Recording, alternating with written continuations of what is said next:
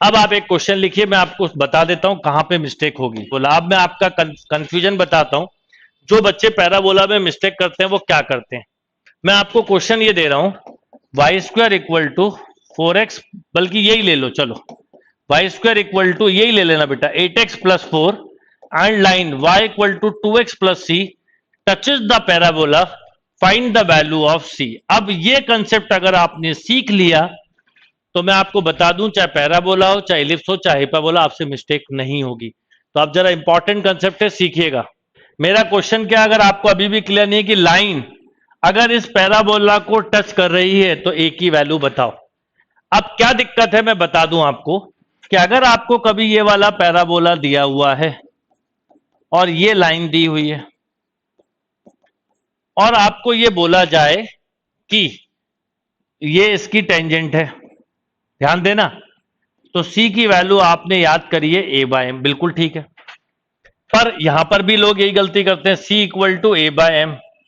A कितना है बेटा, वहां से देखा तो 2, M कितना है वहां से देखा M, M इससे निकलेगा, ठीक। A की वैल्यू तो 2 है, कोई दिक्कत नहीं, M की वैल्यू भी देखी 2 और 1 लिख दिया, ये मिस्टेक होती ही है। अब कैसे करेंगे वो लिख दीजिए, तो आप लिखिए कंसेप्ट ऑफ टेंजेंट। ये वो पोर्शन बता रहा हूं जिससे आपकी आगे तक कभी मिस्टेक नहीं होगी, चाहे पैराबोला हो, चाहे इलिप्स हो, चाहे हाइपरबोला हो, चाहे सर्कल हो, चाहे कोई भी कंसेप्ट हो, लिखिए। यस, अब क्या करते हैं बताइए। तो देखिए एक चीज समझिए, अगर कभी भी, ये जनरल कंसेप्ट बता रहा हूं, बहुत यूजफुल है। जैसे मान लीजिए कोई ऐसी इक्वेशन दी है,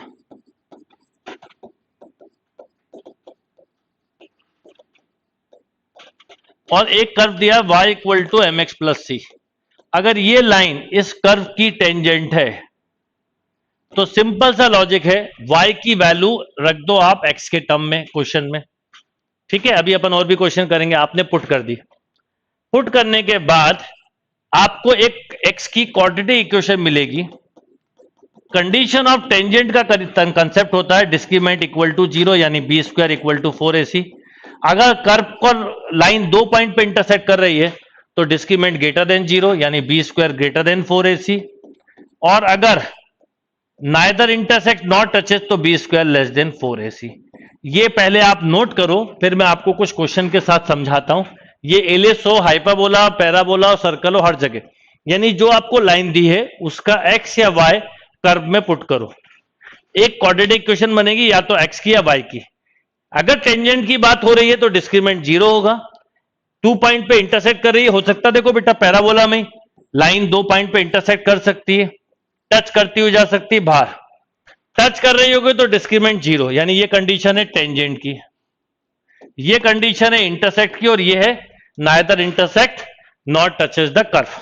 अब हम क्वेश्चन को समझें और करें तो बहुत जल्दी समझ में आएगा। ओके, तो कैसे करेंगे वो देखते हैं। तो अब जैसे यहां पर जो क्वेश्चन दिया है थोड़ा सा उसको समझें, आपकी प्रॉब्लम खत्म हो जाएगी। समझिएगा, मान लीजिए कि आपको मैंने एक क्वेश्चन दिया है, ये वाला, ये इसमें रखा y का वैल्यू, तो 2x प्लस सी का, x की भी रख सकते थे, 2x प्लस सी का whole square equal to 8x plus 4, यही लिखते। अब बताओ इसको ओपन करते तो क्या आता, 4x square plus 4xc plus सी स्क्वायर, कोई भी एक चीज रख लेते, 8x प्लस 4। पूरी इक्वेशन को एक तरफ बेटा अरेंज करो, 4x square, x common, 4c minus 8 plus C square minus 4 equal to 0, ये इक्वेशन बन गई। अब अगर कभी भी ये बोला जाए कि कर्व टेंजेंट है, लाइन जो है कर्व की टेंजेंट है, तो एक ही सिंपल सा लॉजिक, क्या, कि डिस्क्रीमेंट शुड बी 0, यानी B square equal to 4ac।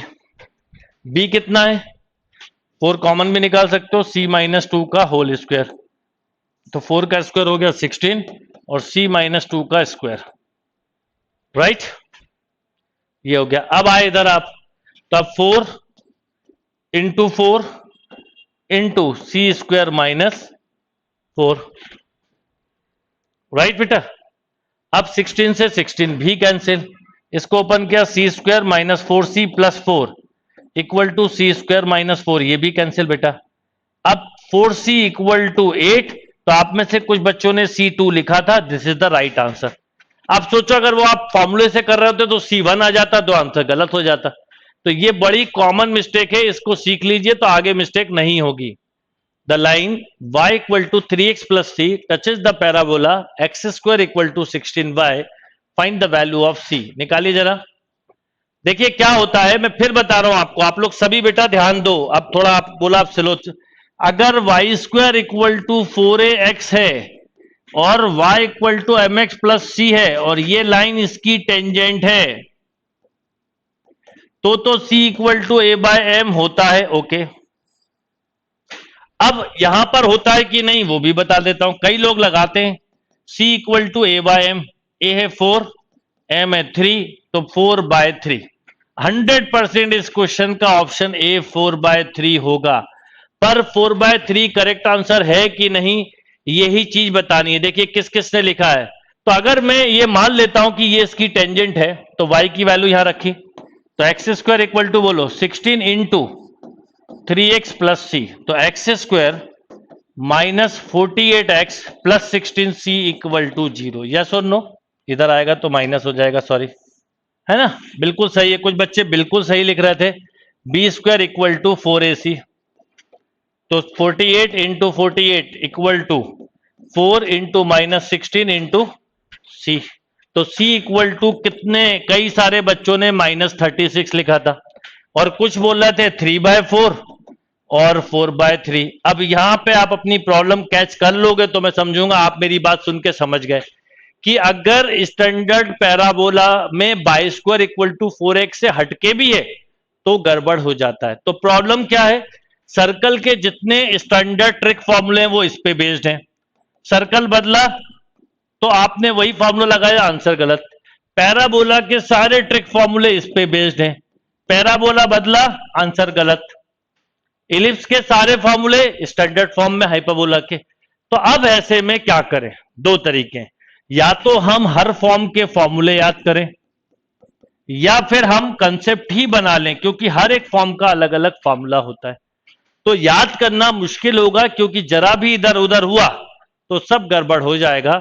तो आप लोगों को मेरा सजेशन है, आप कंसेप्ट सीख लीजिए, फिर कोई क्वेश्चन आ जाए आपसे मिस्टेक नहीं होगी। X square equal to minus 8y, y equal to 2x plus 3, 2x plus 3 बोलो, y equal to 2x plus lambda, find the value of lambda if line touches the curve.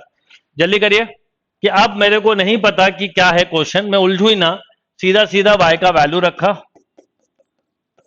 2x plus lambda और फट से इसको लिखा 16x minus minus plus 8 lambda equal to 0। अब B square equal to 4ac, कोशिश करिए squaring वगैरह मत करिए, 4 इंटू 8 इंटू लेमडा, 8 से ये 2 टाइम, ये 2 टाइम्स और लेमडा इक्वल टू 8। बिल्कुल सही आंसर दिया।